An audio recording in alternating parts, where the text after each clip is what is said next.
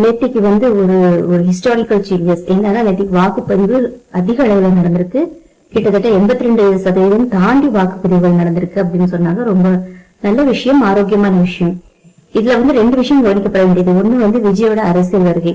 So voters வந்து அவங்களுடைய ஓட்டை வந்து கரெக்டா யூஸ் பண்ணிருக்காங்க அப்படின்னு சொல்லலாம். இன்னொன்னு விஜயோட அரசியல் வருகை.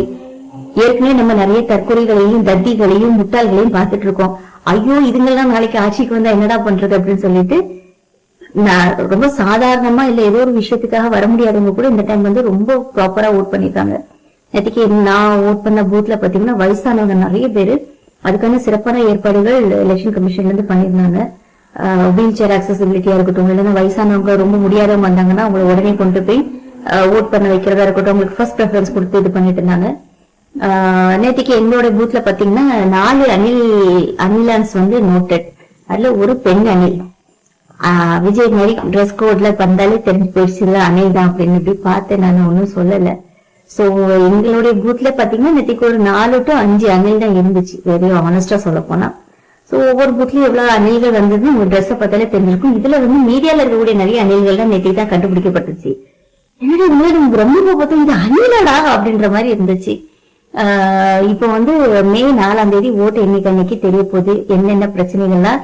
என்ன நேற்றுக்கே உங்களுக்கு வந்து ரிஹர்சல் பார்த்தாச்சு. சோ ஓட் போட விடல, பஸ் விடல அப்படின்னா யாருக்குமே பஸ் இல்லை. நான் கூட 2 days முன்னாடி ஸ்டேட்டஸ் வச்சிருந்தேன், பஸ்ல ரொம்ப ரேட் ஜாஸ்தியா இருக்கு அப்படின்னு. ஆனா நமக்கான உரிமை ஓட் பண்ணணும் அப்படின்னா நம்ம அதுக்கான ப்ராப்பரா எடுத்து கண்டிப்பா வந்துதான் ஆகணும், ஓட் பண்ணிதான் ஆகணும். சோ எவ்வளவு ஸ்ட்ரெஸ் எடுத்தாலும், எவ்வளவு என்ன சொல்றது கஷ்டப்பட்டாலும் நமக்கான உரிமையை நம்ம பண்ணி ஆகணும். இல்ல அப்படின்னா நம்ம அடுத்த கேள்விகள் நம்ம கேட்க முடியாது. இன்னொரு விஷயம் நான் நேற்றுக்கு யோசிச்சேன்.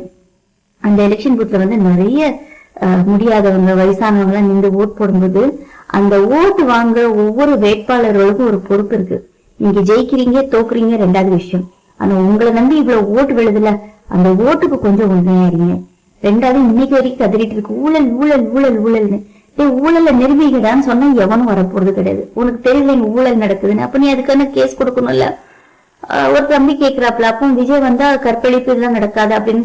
அது சொல்ல முடியாது, ஆனாலும் ஒரு மாற்றம் வேணும் அப்படின்னு. ஒண்ணு பண்ணுங்க, குடிக்கிற தண்ணிக்கு பதிலாட்டு மூத்திரத்தை எடுத்து குடிச்சுக்கோங்க, அதுவும் ஒரு நல்ல மாற்றம் தான். அப்படின்னு வந்து மத்தியான சாப்பாடு போட்டுட்டு இருந்தாங்க. ஒவ்வொரு முன்னேற்றம் நடந்துச்சு தமிழ்நாட்டுல. 60 ஆண்டு காலம் மட்டும் முன்னேற்றம் நடந்துச்சு.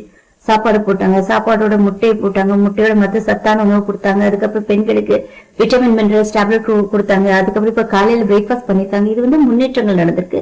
உங்களுக்கு மாற்றம் வேணும் அப்படின்னா எப்படி ராஜஸ்தான் ஊபி மாதிரி சப்பாத்தியும் கருணா சப்பாத்தியும் உப்பும் தொட்டுக்க பிள்ளைகளுக்கு கொடுக்குறாங்க. சோ இந்த மாற்றம் வேணும் அப்படின்னு நீங்க நினைச்சீங்க அப்படின்னா அதுக்கான இடம் இது கிடையாது. தற்கொலைகள்லாம் ரொம்ப சந்தோஷப்பட்டுட்டு இருக்கீங்க. சில பேர் நேத்திக்கா சொல்ல ஆரம்பிச்சிட்டீங்க பிரச்சனை நடக்குது, ஓட்டுல பிரச்சனை நடக்குது. நீங்க தானடா சொன்னீங்க காப்பந்து அரசு இங்க உங்களுக்கு வந்து எந்த வேலையும் கிடையாது, எலெக்ஷன் கமிஷன் கண்ட்ரோல் எடுத்துட்டாங்கன்னு தையத்தக்கான குதிச்சீங்க. அப்புறம் நேற்றுக்கு மறுபடியும் இதே அரசை குறை சொல்லிட்டு இருக்கீங்க. வெயிட் பண்ணுங்க, ஒரு 10 நாள் பிரேக் கொடுங்க. மே 7ஆம் தேதி அடுத்த நம்மளுடைய மு.க. ஸ்டாலின் அவர்கள் மீண்டும் முதல்வர் ஆனதுக்கு அப்புறம் மறுபடியும் திமுக கதற ஆரம்பிங்க. அது வரைக்கும் பொறுத்திருப்போம்.